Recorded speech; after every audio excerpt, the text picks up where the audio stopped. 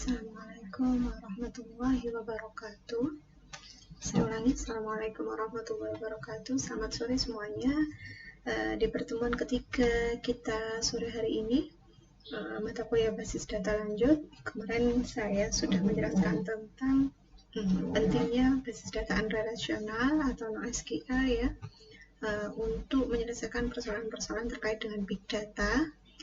Selanjutnya saya akan bahas tentang data mining. Dan di semester 6 itu ada mata kuliah tersendiri yang membahas lebih lengkap tentang data mining dan beberapa metode yang ada di dalamnya. Di sini saya hanya akan menjelaskan sekilas ya tentang apa itu data mining yang bisa terkait ada hubungannya dengan database relational database atau database NoSQL untuk topik-topik data mining.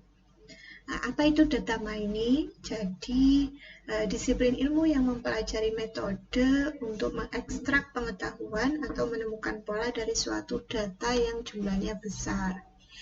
Ekstraksi dari data ke pengetahuan ini dalam bentuk data ya. Data itu berupa fakta yang terekam dan tidak membawa arti ketika masih berupa data saja. Tetapi ketika dalam bentuk pengetahuan, dia ada polanya, ada formula atau rumus di dalamnya, kemudian ada aturan atau rule atau model yang muncul dari data yang ada tadi.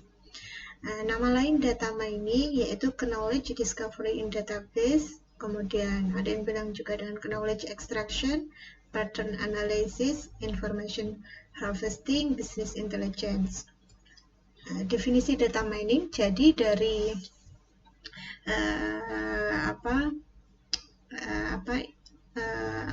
dari beberapa nama lain data mining di atas tadi, definisi data mining itu adalah data mining itu melakukan ekstraksi untuk mendapatkan informasi-informasi penting yang sifatnya implisit dan sebelumnya tidak diketahui dari suatu data menurut Witten et al. Tahun 2011 ya. Witten dan teman-temannya atau dan kawan-kawannya yang meneliti di tahun penelitian 2011 itu dimaksud dengan data mining. Kemudian menurut Santosa tahun 2007 data mining itu adalah kegiatan yang meliputi pengumpulan pemakaian kata historis untuk menemukan keteraturan, rule, pola, dan hubungan dalam set data dalam sekumpulan data yang berukuran besar. Kemudian kalau menurut Han et al. Tahun 2011, dia mengatakan bahwa data mining itu adalah extraction of interesting, non-trivial, implicit, previously unknown, and potentially useful. Jadi, pattern or knowledge from huge amount of data. Menurut dia, bahwa data mining itu adalah di dalamnya ada pengetahuan gitu ya yang bisa digunakan untuk secara potensial ya, ada pattern atau polanya atau pengetahuan dari sejumlah data yang sangat besar. Nah, proses data mining, prosesnya itu adalah, ini diambil dari sumber ini ya, www.gs.uc.edu. Jadi di sini misalnya ada database ya, atau storage prosedur untuk penyimpanan data, kemudian ada data integration, data warehouse di sini, kemudian ada selection ya, diseleksi datanya tadi, text relevant data diolah jadi data mining, kemudian ada dengan pattern evaluation ya, jadi sebuah pengetahuan. Metode-metode yang ada di data mining, itu dalam bentuk estimation atau estimasi ya. Estimasi ini biasanya metode yang digunakan adalah regresi linear regression, kemudian neural network. Ini biasanya masuk di AI ya, artificial intelligence, itu ada metode neural network, kemudian support vector machine, SVC ini. Kemudian prediction atau forecasting yang masuk di data mining juga, yaitu prediksi atau peramalan. Metodenya yang digunakan biasanya adalah regresi linear, neural network, support vector machine, dan lain sebagainya. Kemudian ada metode klasifikasi Kalau untuk metode data mining untuk klasifikasi ini ada beberapa metode yang digunakan. Ada metode Naive Bayes, ada KNN, ada C45, ID3, CARD, Linear Discriminant Analysis, Logistic Regression, dan lain sebagainya. Kemudian kalau untuk metode clustering, itu ada Kamin, Kamedoid, Self-Organizing Map, Assault, Fuzzy Cement, dan lain sebagainya. Kemudian kalau untuk metode asosiasi ada FP Crowd, a priori, kemudian coefficient of correlation, Chi-square, dan lain sebagainya. Ya, itu nanti makanya ketika skripsi kamu penelitian itu jangan bingung judul dulu atau metodenya apa dulu, tapi kamu punya data dulu dari case objek atau studi kasus yang ada di lapangan yang kamu mendapatkan data itu kamu olah dulu, kamu analisa dulu data saya ini seperti apa. Kalau saya menyelesaikan dengan topik misalnya data mining dengan metode klasifikasi, maka kamu lakukan eksperimen dengan data kamu itu dengan beberapa metode yang ada dulu. Ternyata hasil perhitungannya setelah kamu masukkan formula rumusnya itu yang paling baik untuk tipe data kamu itu adalah metode yang mana. Jadi istilahnya nggak menjujuk di satu metode A gitu. Itu sebagai prolog kamu ketika nulis di bab 1 ya, latar belakang karena masalahnya apa kamu meneliti ini, kenapa metode yang dipilih itu, ya karena kamu nggak based on paper aja, ya berdasarkan dari referensi yang ada, tapi kamu berdasarkan dari sudah melakukan eksperimen data kamu dengan beberapa metode yang ada. Jadi kamu sudah melakukan olah data dan analisa data kamu. Nah, pengetahuan atau knowledge itu tadi adalah berupa pola atau model.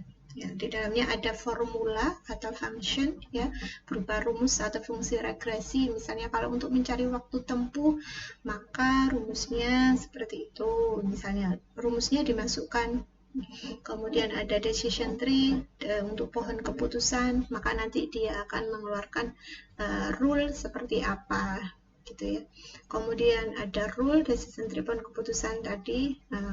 Jadi seperti ini ya, apakah hujan, apakah mendung, apakah cerah, dan lain sebagainya.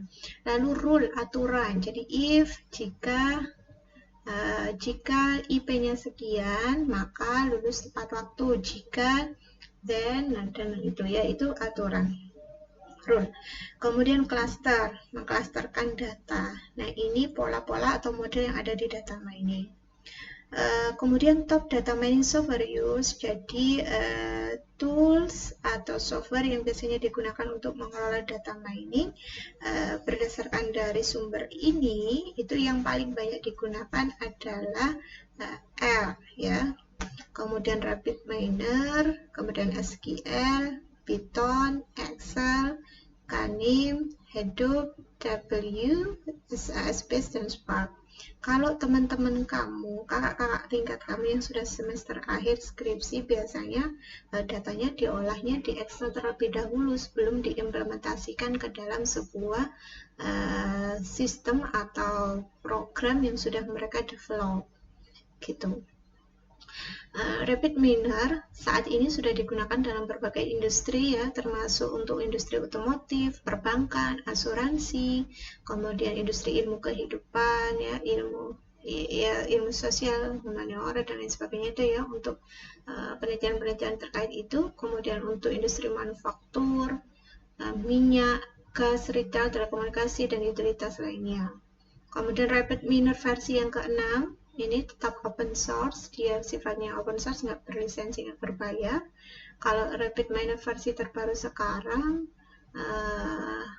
hanya tersedia sebagai versi trial, jadi nggak bisa lifetime ya untuk digunakan karena sudah ada lisensi komersilnya. RapidMiner Studio itu sebuah perangkat lunak yang berdiri sendiri yang dapat digunakan untuk persiapan data, untuk visualisasi data dan pemodelan statistik. Kalau RapidMiner Server ini adalah sebuah enterprise grade dengan repository sentral, dapat meningkatkan bekerja secara tim yang jauh lebih mudah, serta untuk manajemen proyek dan deployment. Kemudian RapidMiner Redo mengimplementasikan kemampuan analisis big data yang berpusat pada Hadoop. Nah, RapidMiner Cloud itu sebuah repositori yang berbasis cloud yang memungkinkan dan memudahkan berbagi informasi di antara dan berbagi perangkat. Pengenalan interface ya, ini. Jadi RapidMiner itu menyediakan tampilan yang sangat user friendly, yang sangat ramah untuk penggunanya ya, untuk memudahkan penggunanya ketika menjalankan aplikasi tersebut. Tampilan pada RapidMiner itu dikenal dengan istilah perspektif. Pada RapidMiner terdapat 3 perspektif, yaitu welcome perspektif, design perspektif, dan result perspektif. Ya, di sini ada ini namanya perspektif ya. As proses actionnya di sini. Nah, desain perspektif itu merupakan lingkungan kerja RapidMiner, di mana desain perspektif ini merupakan perspektif utama dari RapidMiner yang digunakan sebagai area kerja untuk membuat dan mengelola proses analisis. Ya, nah di sini parameter view-nya, kemudian ini proses view-nya, nanti problem dan log view-nya. Operator dan proses. Proses data mining pada dasarnya adalah proses analisa yang berisi alur kerja dari komponen data mining.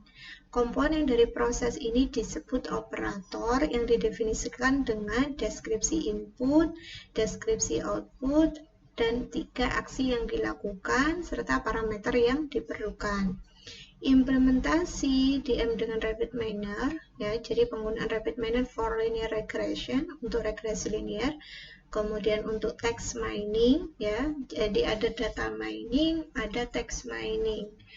Kalau text mining lebih untuk datanya dalam bentuk teks ya yang diolah itu. Kemudian penerapan big data for CID. Nah, kemudian untuk business intelligence tool for big data. Jadi analitik dan head off dilakukan dengan menulis kode using Java-nya kalau dalam bentuk Java, Python, R, dan lain-lain, kemudian menggunakan high level big script, kemudian menggunakan SQL dengan Hive. Nah, melakukan analisis menggunakan tool tersebut sebenarnya tidak mudah ya, karena business intelligence tools atau BI tools itu dapat mengatasi masalah ini.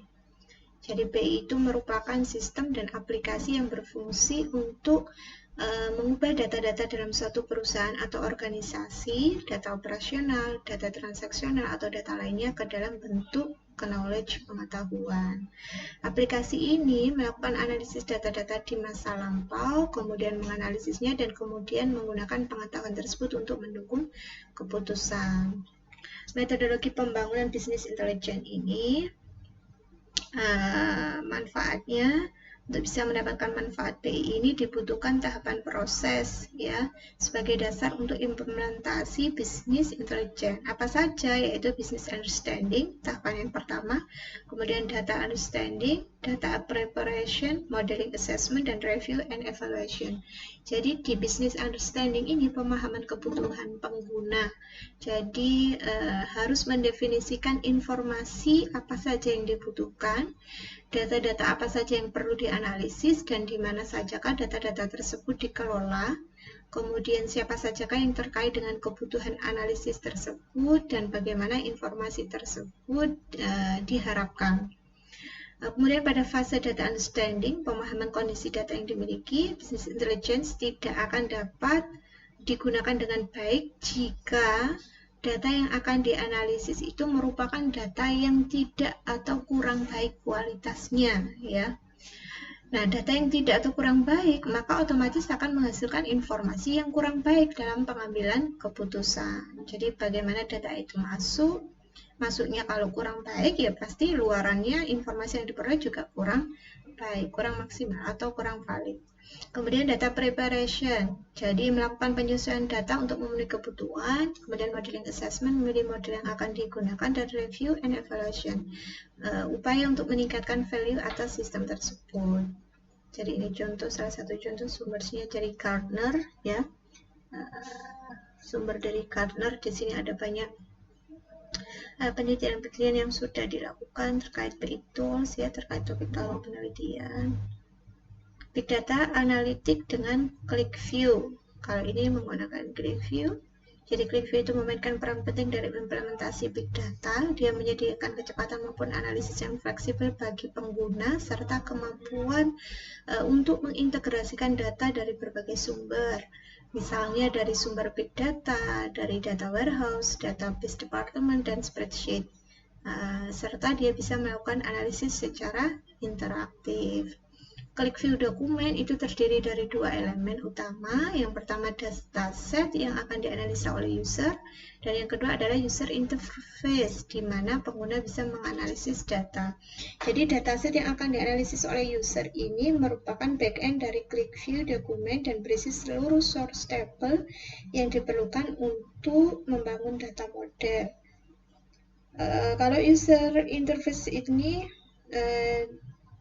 digunakan di user interface ini digunakan untuk menganalisis data, ya. Jadi dia merupakan bagian depan aplikasi atau front end aplikasi analitik dan berisi objek-objek yang di dalamnya terdapat dokumen, seperti misalnya list box untuk membuat pilihan dan filter data, atau grafik dan tables yang digunakan untuk menampilkan informasi. Contoh tampilannya seperti ini kalau pada QlikView, ya. Nah, nanti akan muncul hasil analisanya. Nah, ini gambaran tentang Big Data, kemudian data mining. Mungkin nanti setelah sekilas materi kita mulai praktek-praktek ya untuk di relational database-nya, dan mulai ada beberapa contoh kasus soal yang untuk kalian praktekkan, kerjakan. Kalau ada pertanyaan, silahkan jangan lupa tuliskan di kolom komentar. Ada yang mau didiskusikan, silahkan, ya.